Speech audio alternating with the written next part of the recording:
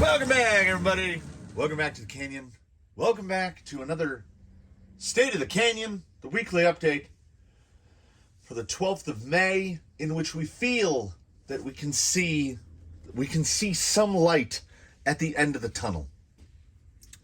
I was informed this morning by the one that I just called the small one. I have two humans that I assisted in the creation of, the big one and the small one. The big one is very big. The small one isn't actually that small. It's like a normal sized person, but in relation to the big one, it's a small one. 15 days, 15 school days remaining. So God willing, that is 30 trips to and from that wretched place, to which I then hope to never have to return to again. So I went crazy on coursework last week, before the weekly update of last week. And you get like a burnout. Like, I haven't touched much of anything out there since. Once I did the bridge and finished up those sections of the still as of yet unnamed mountains, I've been calling the Montanas, I just haven't, I went into rigs. It's kind of one or the other. So I've been working on, it came from the Workbench stuff, and I haven't even, I don't think there was a quick view in the past week, was there? I slipped a junk view or two in there, but didn't have a quick view in the past week. I don't have a junk view lined up for the following week either, and as someone pointed out in the comments, I need to lower my expectations. I think, I need to go beyond lowering the expectations. I feel like I need to buy something that we know will be bad, because everything has been kind of surprising in how good it's been. The junk views have been really quite surprising. So instead of that, we're going to talk about what just went down and what's gonna go down, and I have some special requests for the Canyon faithful with regards to the Crawlympics. So before I forget about it, let's get it out of the way. So as it is the first Crawlympiad, and we want to do it, well, by we, I mean the royal we being I want to do it more event-based. So there's a lot of rigs, and if we do it event-based, there's that possible opportunity to not have to include everyone in every event. Know what I'm saying?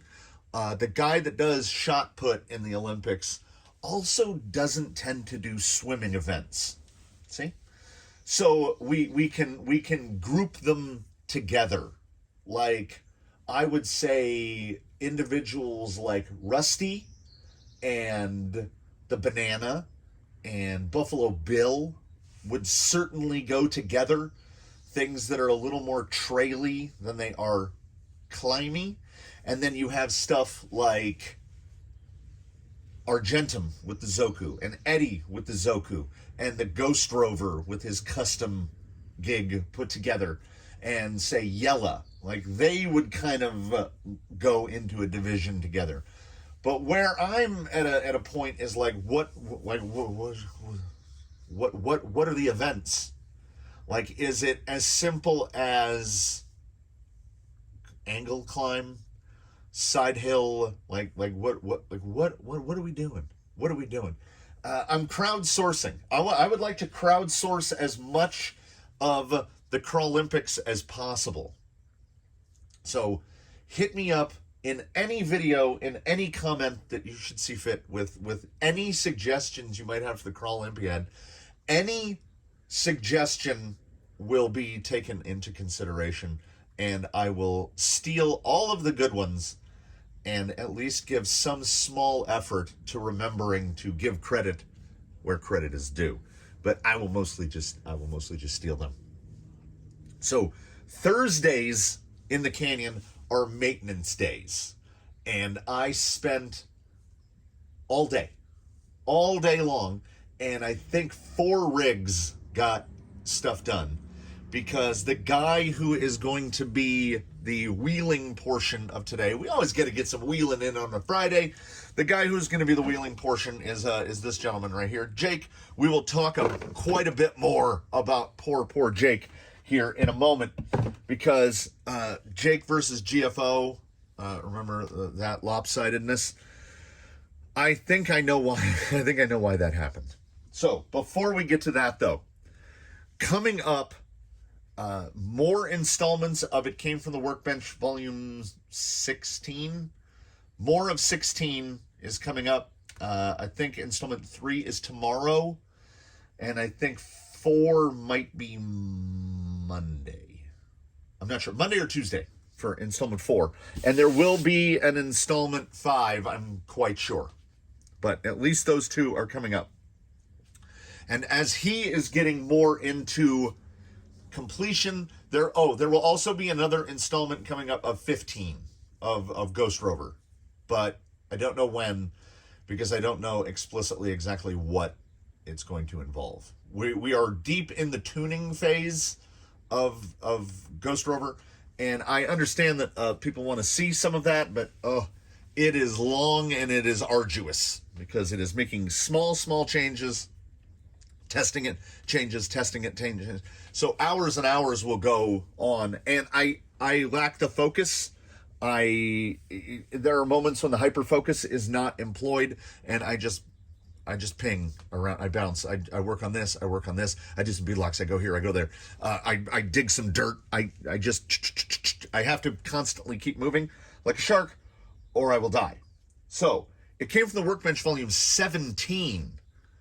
We are just, because the kindness of this world. One of the original supporters of the Canyon and the shenanigans of the Canyon, beyond my wife, who is the OG #1 Patreon supporter of the Canyon, my buddy, the owner of GFO, and the gentleman who is responsible for the initiation of the kernel, decided to do a 3rd build. And that build was kind of focused around, this is what he wanted for the body. So we will be doing the Ford Coupe body. Like, we haven't done that, so that'll be cool. So what the fun part will be to see how much are we going to have to cut this up. The wheelbase is surprisingly, like, I was surprised at how close the wheelbase is to what we've got. I was under the impression that I thought they were like Fortec based, the Traxxas that these come off of, but the wheelbase is like 12 3/8. So there's every chance that as how it's going to be built, we can make the wheelbase whatever we want. Because let's start with electronics. He was just asking me, he's all, what's the no limits? Like, what do you put in for a servo? And I was like, RS 800. And he said, what I want, like, what's your premier power choice? Now, despite some issues that we've had, we're going to try it again, PureTech Lizard. And I think the Lizard should not have a problem, because it will be running look at the size of this guy. The 4S Yellow Jacket, this is the 1500 kV. So this will be a 4S build, and this will probably be that rig that, gets like a tiny, like an 850 or a 650. Some real little tiny battery pack. He opted for, insanely, I had mentioned this before, around the time of the review that was done of it, he picked up the CT01 and was like, that feels really, really good. So, and he also has like a lifetime supply of 18650 batteries. So he's got batteries for that thing for all of eternity. So that's the core of the electronics. We went with these wheels, despite them being a pain in the ass. They will not be the wheels for the testing, tuning, and setup phases, because they're sealed in the center. So to take these off, it's like a real car. You have to remove the 6. You have to remove the 6 bolts in the middle to take it off the SLW. Now, 700 grams. there. With 4 random tires placed on top of the scale, it is a kilo of wheelos. With the box, and I threw some fossils on top, they weigh exactly to the gram, 1,000 grams. So kilo of wheelos. So we should not have a problem keeping the weight down, as all of the important bits will be coming from this. Let's put this a little farther back from the camera so it's not so crazy. There we go. So parts taken from this, but they will be combined with these. There's one, there's 2, and those mix with the contents of this bag to form Dr. Clemenstein. So that is, it came from the Workbench Volume 17. I'm pretty sure we've got everything. I don't think there's anything else we need. Oh, one might ask, one might say, I need to set something up here. Well, what about tires? What are you gonna do about tires? Well, I think we can find something. So he doesn't have any need to rush out and buy any tires. Scalers, approaches, fake approaches, deep woods, Scorpios, holds, hunks, canyon trails, of course, other canyon trails. Never discount canyon trails. I think this build is going to come out pretty light.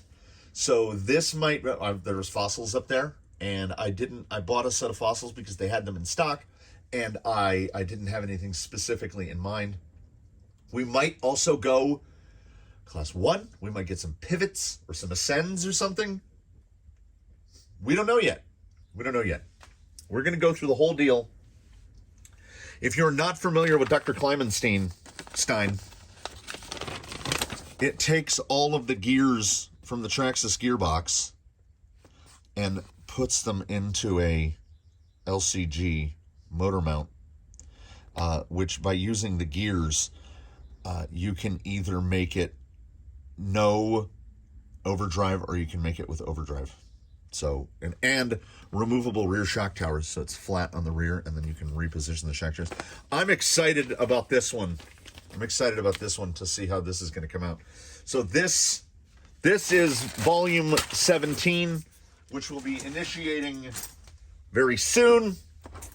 And then what I am also excited about, because as 16 is, as I said, growing closer to completion, we are moving into what, I don't know if this is going to be a full-fledged, it came from the Workbench. I mean, I guess it kind of will be, because I want to take you along with the process a little bit.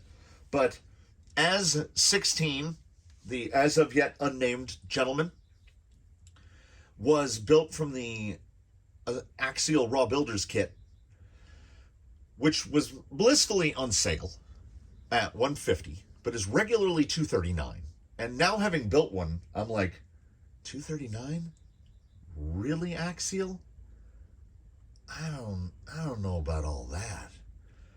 Once we get 15, 16, and 17 mostly wrapped up, which will probably more than likely take us to the end of May, when we get into June, I couldn't help myself. I couldn't stop myself. There was a coupon in frame here. So, nope. There we go. Charisma SCA 1E, Coyote 2.1, self-build scale crawler. Now, we have one Charisma-based vehicle currently in the fleet, the Vanimal, who has a 328 millimeter wheelbase, and this has a 285, the 11.4. He's a little short friend. Now, as I mentioned, and we're okay with opening the box because this series isn't going to start for a while.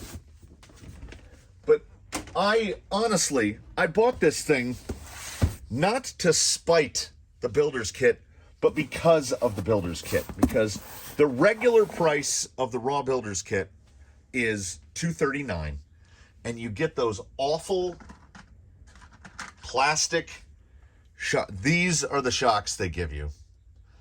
And for me, that's the biggest drawback. I love the inclusion of the things, like it comes with links to do all 3 wheelbases. I like a lot of what's included, but I also agree with the people of Reddit and the forums that it is a dated design. Like, it will only fit a 540. Some of the parts are really quite flimsy, and there's actually cost-cutting measures in it. Like, the AR-44s are what they call one-piece AR-44s. So the C-hubs and panhard bars and everything are integrated. Now, I don't consider it an entire drawback because I've never broken a panhard mount on an AR-44. They say that for the AR-45s. And the pair of axle housings is like $10. So I get it. Do I wish I had adjustable things like caster and whatnot? Kinda. So do I rule out putting on full-blown AR-44s in the future with C-hubs and everything? Well, no. But for now, we go with what we got. So imagine now, instead of the $150 blowout clearance price that the Raw Builders Kit was, that it's at $239. The Coyote 2.1 kit is $249 from HRP. But there was a $30 coupon for anything over $250. So this thing was like $220 something, $224 shipped, right? So this is less than a Raw Builders Kit, and you get a body, a nice thick body, tires, which actually through the plastic feel pretty good. And look at the size of these meat boys. Like, they did not go for the scalar look. Like, these are enormous alloy shocks, and it's got everything. It's got wheels. It's the gearbox. It smells weird inside the box. So it's going to be a test, because I had mentioned many times during the construction of the Raw Builders Kit that it felt like I was building an RTR. So I basically wanted to see if the Charisma feels more like a kit, because the only way to get the van was to buy it as an RTR. And I distinctly recall lamenting during the construction, or during that series when I was building the Vanimal, that I wished it was a kit, because there was so much of it that I just didn't want. So I really wanted to build a Charisma kit, and then I saw it, and I knew I had to have it. So that'll be coming up, but it might be weeks out before we get to the Coyote. I would like to have, it came from the Workbench 16, doesn't even have a name yet. They tend to come into their names organically, and it hasn't arrived. So, as I mentioned, yesterday, Thursday, was maintenance day. And most of the maintenance day was dominated by this gentleman, Jake the Snake, who I think did rather poorly in that Wheelin' Wednesday head-to-head, because, oh my God, there were so many problems. Problems brought about, I guess we'll chalk it up to ignorance. So, many of the vehicles here use cheap Amazon wheel hexes that look just like this one.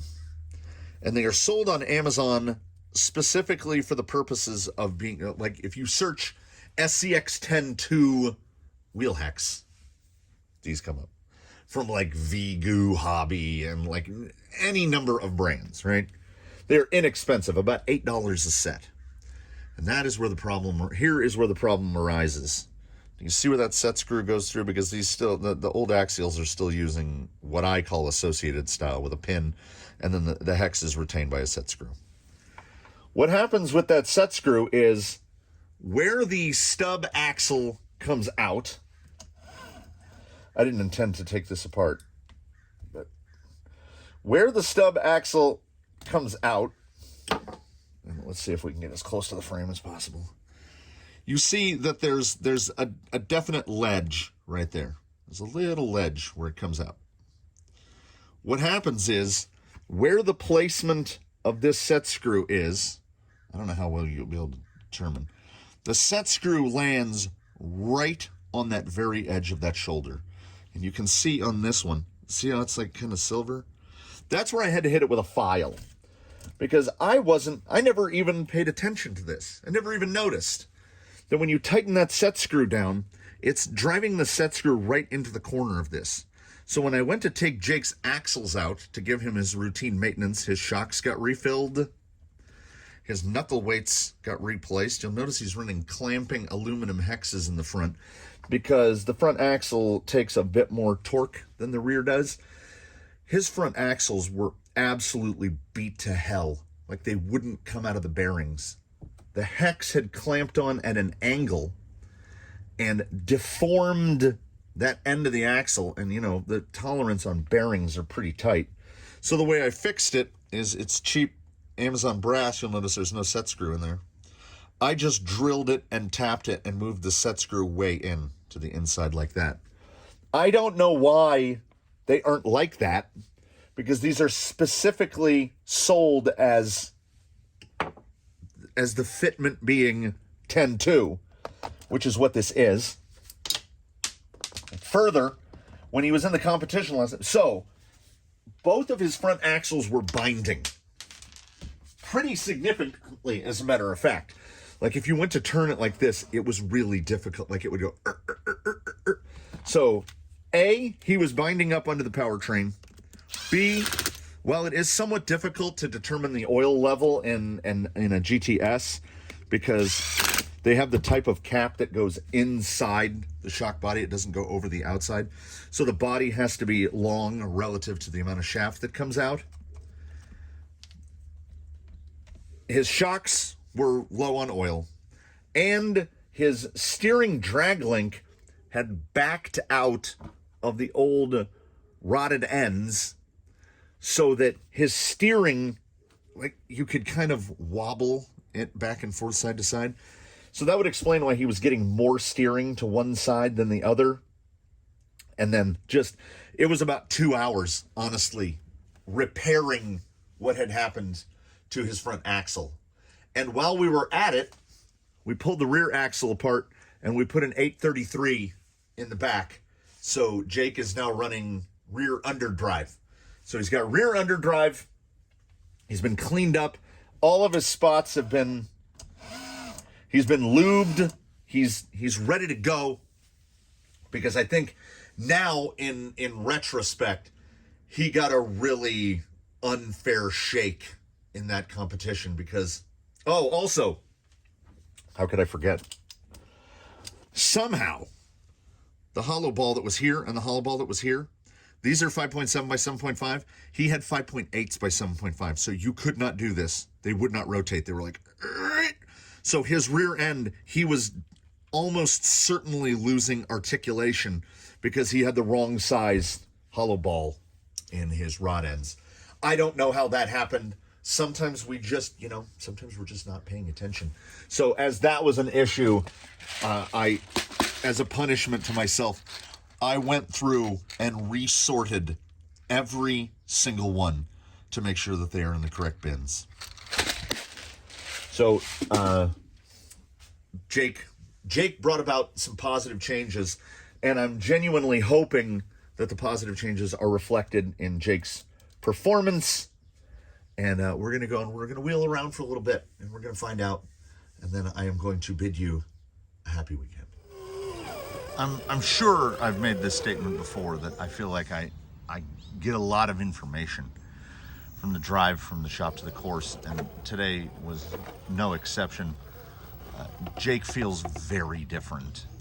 I'm hoping it translates to on-rock performance, and it definitely seems to. Like, he really went at that.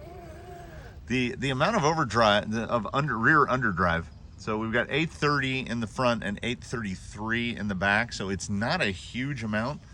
And I don't want to say, I feel like I can feel it, but I feel like I can feel it.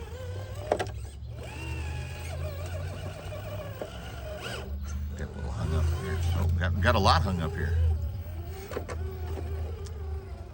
Jake, one of a very small canyon minority. He is still brushed. Oh, come on, guys. And he is a rig that I think has no risk of potential, air quotes around this, upgrades in terms of power plant. The big block 540 5-slot is one of my is my favorite brushed motor. He is running one, and the as of yet unnamed, it came from the Workbench 16, is running one, and I have one more, so I am absolutely not ruling out one more, another brushed build. Can you pull this? Yeah. So the addition of unsprung front weight and that little tasty bit of rear underdrive, it's really all working. Because more than some others, Jake has had to suffer some unnecessary adversities where when there was a whole tire swap around, Jake lost his everyday tires, which I think now turns out to be a positive, as he eventually ended up on 3D printed insert filled landmines, and I think they do quite well. I don't know which it is, because we're talking about fairly substantive changes that happen simultaneously. He also, I believe, I forgot to mention, he was running Element Blues in the back, and he is now running Element Grays. So Traxxas, no stripe in the front, which is one of the softer rates. I think it's one below their mid rate, and he's running Element Grays in the rear, which is like right in the middle. So he's got a decent amount of shock angle. So he's running almost like mediums all the way around. And with how soft the inserts are, particularly now with extra weight pressing down on them, it's really working for him. Let's take him someplace ill-advised. Let's see what we can get here.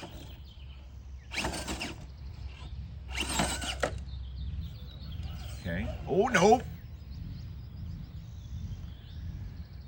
I don't see how this ends well, other than through the use of magic. That is an aggressive cam profile.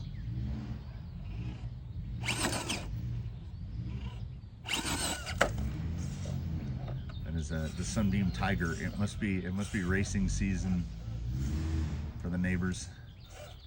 If you're unfamiliar at all, I might have talked about this in the past.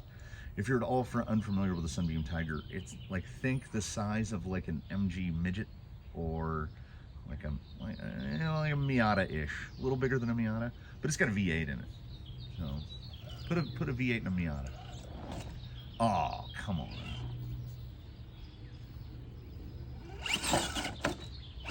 I keep letting go just too soon. Okay, now you want the rear wheels right about there.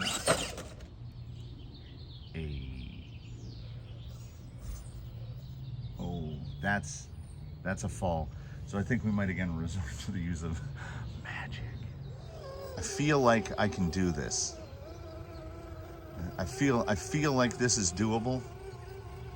Jake was the vehicle that was in my hand at the time that I was constructing Ye Olde Teeter.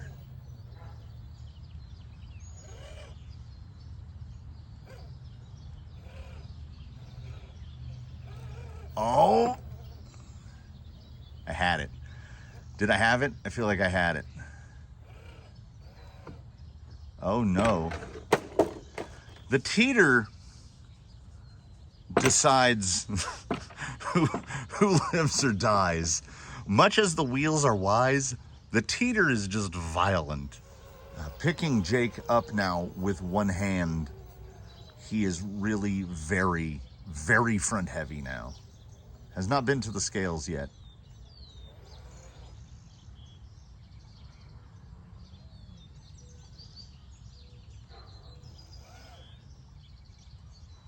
Oh.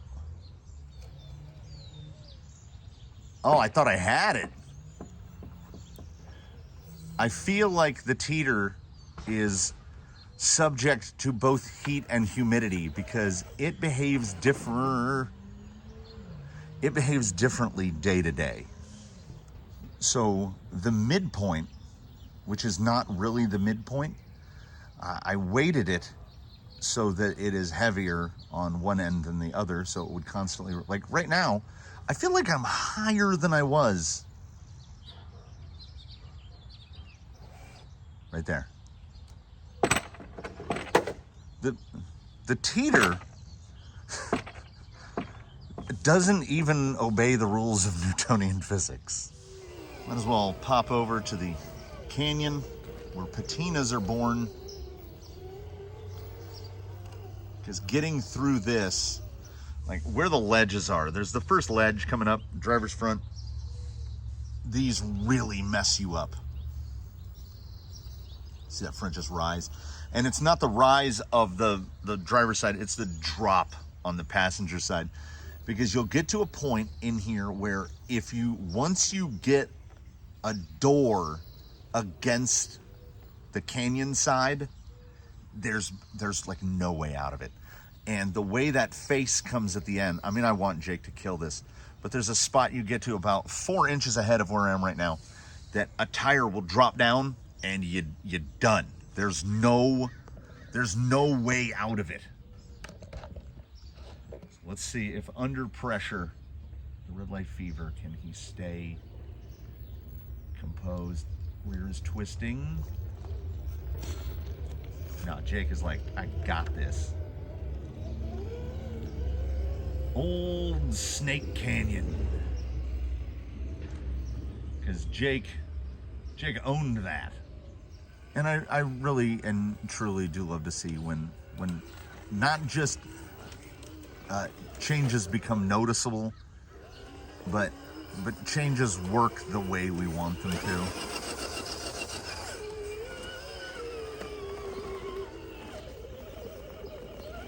Jake has really entered a phase of real balance. He doesn't have an overwhelming amount of front drive. Like the front is not overdriving the rear is not overdriving the front. We're not getting a lot of shudder when we get stuck in those between the wheelbase spots.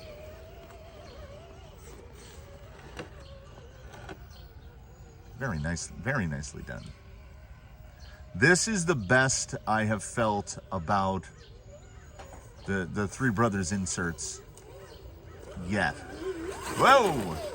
Ooh, that was a catch. That was a catch there. This right here, this little slot right here, no matter who it is, there's a very specific spot. You have to get your tire placement. And a lot of times I'm not capable of doing it. You'll see passenger front, you've got to kind of, oh, that was a good tip back. That's encouraging to see. Like right there, we're getting that tip. Wants to roll backwards, just cut throttle, front end goes right back down. Try this one a little more this way. There's a big lip that the rears are trying to get up over.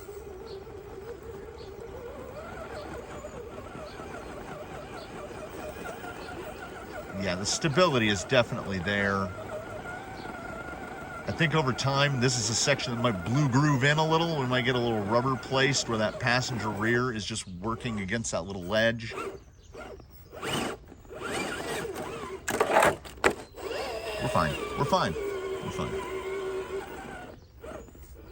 I don't know if the answer is farther left. I think we can get there. Yeah, that was a real pop back right.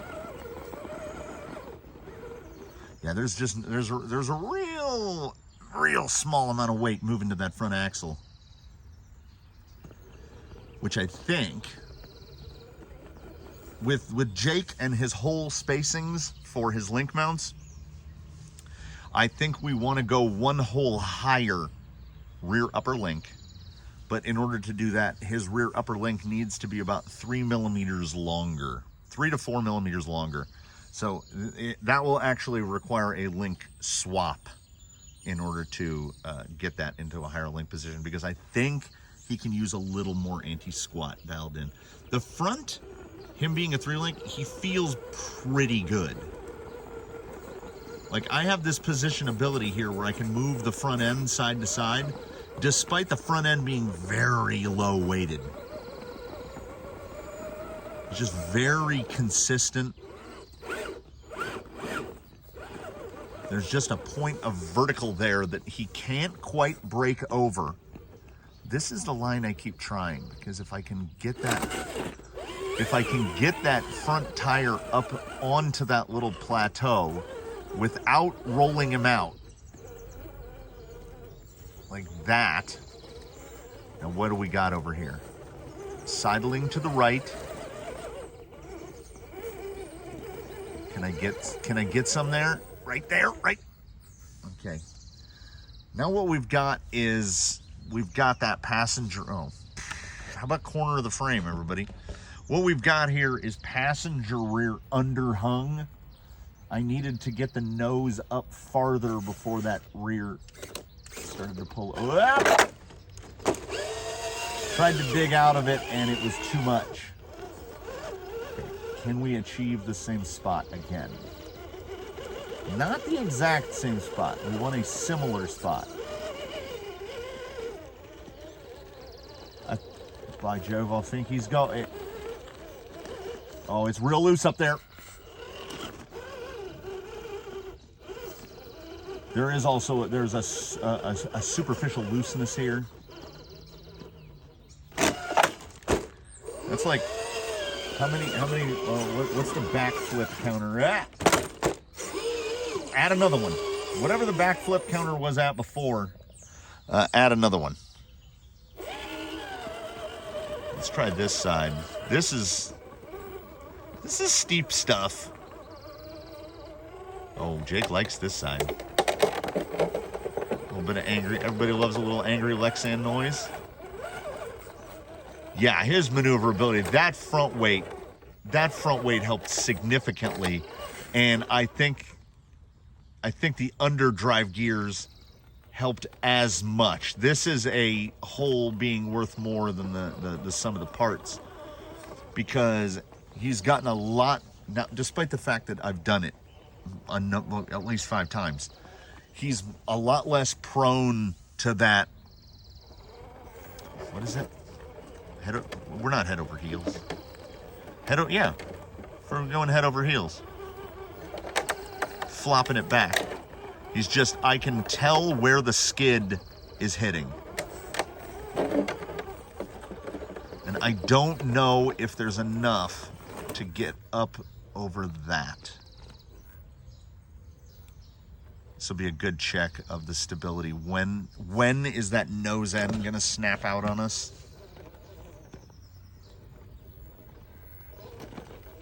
So I think everything is pretty close, but I am going to at least put a mental note to try to remember to mess with those link positions. I would like to move that rear link up 1 hole. And you know, I might try a different hole for the front upper as well. Now, he does run a Capra skid, which mounts the lowers, like they actually mount against each other, which affects how the roll center wants to work. Makes it much easier for the vehicle to flex. There's a lot more lateral compliance in him, but by using the link separation, we can keep it from him being too tippy in a side hill configuration. I'm at about 15% throttle to hold him in place there, because I don't know if there's anything that's really indicating the level of vertical that he's on right now. And I'm not sure this position really shows it off well enough either, but he's past 60% or 60 degrees. Like you can see, front to rear, where the axles are relative to one another, and when he comes up this side, it's a little steeper, so he's definitely got the ability to keep that front end down. I get to right there.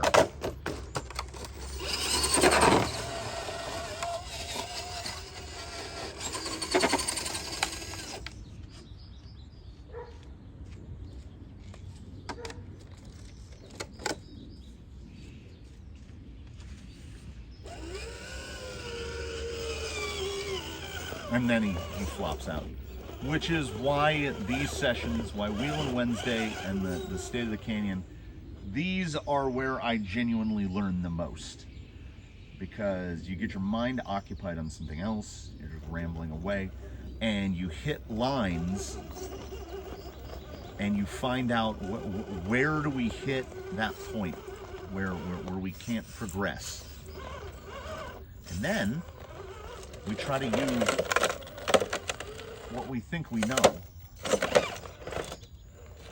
to make it so we can make those lines. So as I know I've said many, many times in the past, if nobody stops me, I will keep talking and wheeling all day long. We do want to try to keep these to something of a typical length. I realize time is precious. This is Jolly Green's line right here. He has chosen this.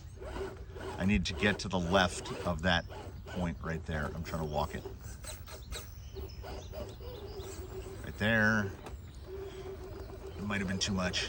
Let's see. Has that front got enough weight? I need that front end to push over this way, not that way. He lands very cat-like. Okay. Oh, that's much better.